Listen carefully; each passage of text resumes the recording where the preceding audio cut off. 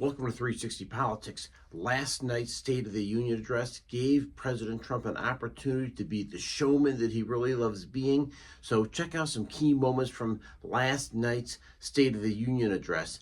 There are about 4 or 5 really important things that are worth vetting here. But one thing's for sure, people are very, very excited on one side of the equation. The people who support Trump are taking their game to the next level in almost a fever. They are excited, cheering, jeering towards the president, and that was one part of the equation. But there's also some internet reaction that I wanted to catch as well.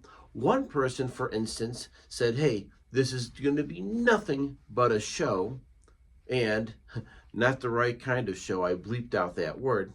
The other was reveling in watching the Democrats sit there and just take it.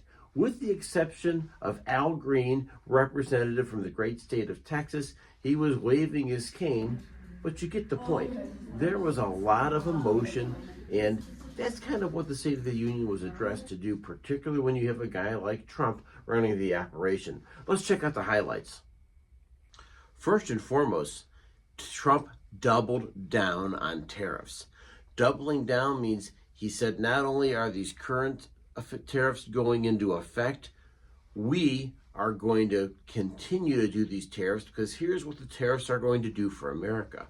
We're talking about doing things like, number one, creating more jobs. Number two, keeping the money back here inside of the United States. Number three, getting foreign countries to invest in the United States. And let's face it, talking about our own domestic companies doubling down and putting jobs here inside of the United States. Yes, we are talking about Apple and Cook doing what he needs to do here to keep his technology and keep his company out of getting whacked by tariffs as well. Pretty ingenious if you think about it.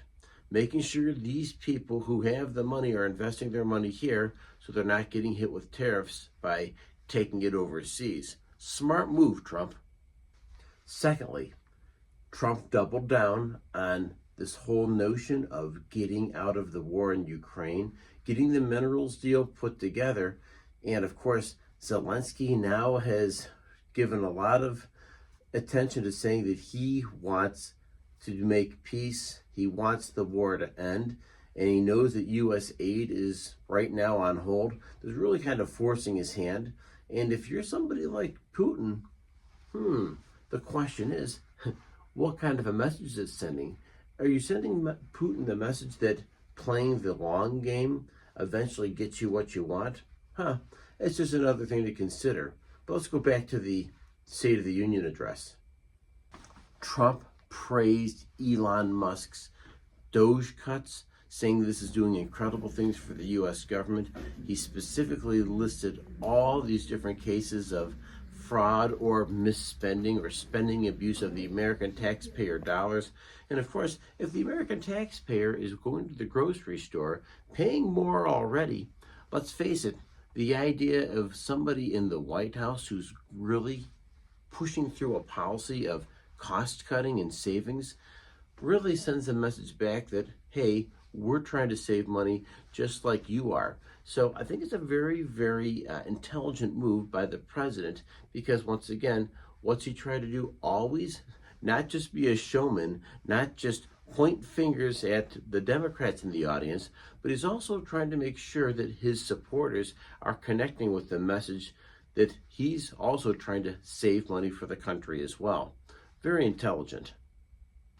One thing that never seems to go out of style with the president is the blame game.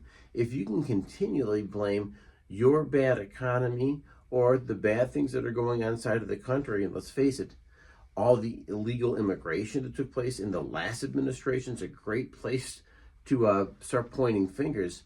Well, Trump loves playing the blame game on Biden, and is super, super powerful because you can take a look at some of the track record Biden left.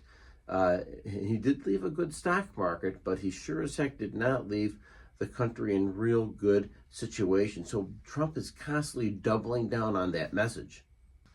And to that effect, Trump was able to quickly work in another narrative about doubling down on deportation. It was scary statistics, and I mean scary statistics, that in February, the last 4 years prior to Trump's administration, there was like 150,000 illegal immigrants coming into the United States every single February. And so what does Trump do? He shows this February, there was only 8,000 that came into the country. And what does he have going? He's asking to double down on deportation efforts, get the people who are illegal the heck out of the United States. Hey, I'm Brian at 360 Politics. Hope you enjoyed today's show. We just covered the stories and give you a better view of the big picture as opposed to biased news. In that case, hit the like button, hit the subscribe button, and I'll be sure to come back with another story delivered right to your inbox. Have a great day.